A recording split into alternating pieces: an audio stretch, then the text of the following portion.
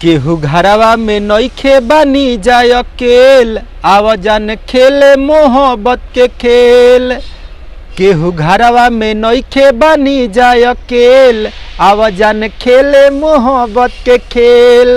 नाये मरद दर्द देव कोरावा में चापी, गइल बारी बहरी ननदिया हर दिया के छापी। उठी जब कमर में दर्दिया हर दिया के छापी। नमस्कार दोस्तों, आप सभी का गीत ज्ञान ऑफिशियल में हार्दिक स्वागत है। और हम राइटर राज रसीला यादव आप सभी के बीच में एक बार फिर एक नया ताज़ा मैटर लेकर हाजिर हुए हैं। तो आप लोग वीडियो में अंत तक बन रहिएगा, क्योंकि हम आप लोग के बीच में हमेशा ऐसे ही नया मैटर लेकर आते रहते हैं। तो आज एक धांसू मैटर ऑर्केस्ट्रा सॉन्ग लेकर आए हुए हैं, बहुत ज़बरदस्त है, रच कर लिखे हुए हैं। और आप बारीक बढ़िया से अगर देख लेते हैं अंत तक इस वीडियो को और अच्छे से समझ लेते हैं, तो आप अगर गायक है तो आपको कहीं पर जाना नहीं पड़ेगा, आप अपना गीत खुद से लिख लेंगे। उसका जो तुकबंदी है वो तुकबंदी समझ लेंगे और नया वर्ड चुनना समझ लेंगे, तो आपको कहीं पर जाने का ज़रूरत नहीं है। तो चलिए छोड़िए देख रहिए इस दुनिया का गलत इमेज को और देखते हैं डायरी के अपने पेज को कि आखिर आज का नया चीज़ क्या है। तो चलिए आज कुछ नया सुन लेते हैं। तो चलिए मेरे दोस्तों, आ गए हैं हम अपने डायरी के स्क्रीन पर और आप देख रहे हैं हम अपना पहले ही से ऑलरेडी लिख कर रखे हुए हैं। पहले अगर आप इस वीडियो को अच्छी तरह से समझ लेंगे, अच्छी तरह से देख लेंगे, तो आपको कहीं पर जाना नहीं पड़ेगा, आप अपना गाना खुद लिख लेंगे। और वो भी better hit song, hit meter. और हिट मीटर ऐसे ही चुनिएगा आप लोग, वर्ड चुन कर। देखिए हम लोग कैसे वर्ड चुनकर आप लोग के सामने लाए हैं।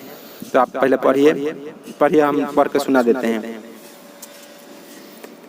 ई तबेग में कॉन्डम धइले बिया, जाने केतना लड़का पटैले बिया।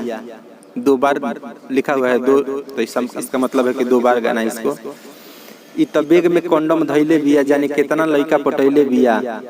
नया नंबर लिख के आवेला रोज फूल में, आवे रोज फूल में। भेजे करमाई स्कूल में, ई पढ़त ये रोज जाके पुल में। तो ये हम गाना को कन्वर्ट करते हैं समर सिंह का गाना पर। वो जो गाना था कि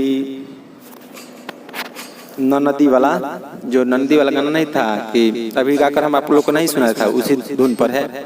तो आप लोग उसी धुन पर चलिए हम आप लोग को गाकर सुना देते हैं कि इसको उस पर गाया कैसे जाएगा। अगर आप लोग को अंतरा भी चाहिएगा तो कमेंट में बताएंगे, तो हम अंतरा भी लिख कर लाएंगे। ई तबेग में कॉन्डम धइले बिया, जाने के ताना लइका पटैले बिया। दो बार है। ई तबेग में कॉन्डम धइले बिया, जाने के ताना लइका पटैले बिया।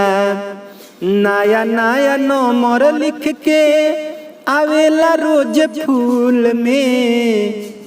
नया नंबर लिख के आवेला रोज फूल में। भेजे करमाई स्कूल में, ई पढ़तिया रोज जाके पुल में। दागी लगावतिया कुल में, ई पढ़तिया रोज जाके पुल में। हम आपको फिर से एक बार शुरू से गाकर सुना देते हैं। अब आप तुकबंदी आप देख लीजिए, तुकबंदी मेन चीज है। ई तबेग में कॉन्डम धइले बिया, या लास्ट में आ रहा है। जाने केतना लड़का पटैले बिया, या आ रहा है लास्ट में। यही तुकबंदी होता है कि जो और एक खूब सुंदर वर्ड तैयार हो जाए और जो लास्ट में वर्ड है वही ऊपर, जो वर्ड है वही नीचे आना चाहिए।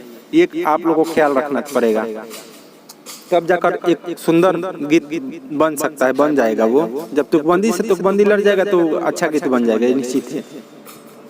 तो देखिए कि ई तबेग में कॉन्डम धइले बिया, जाने के ताना लइका पटैले बिया।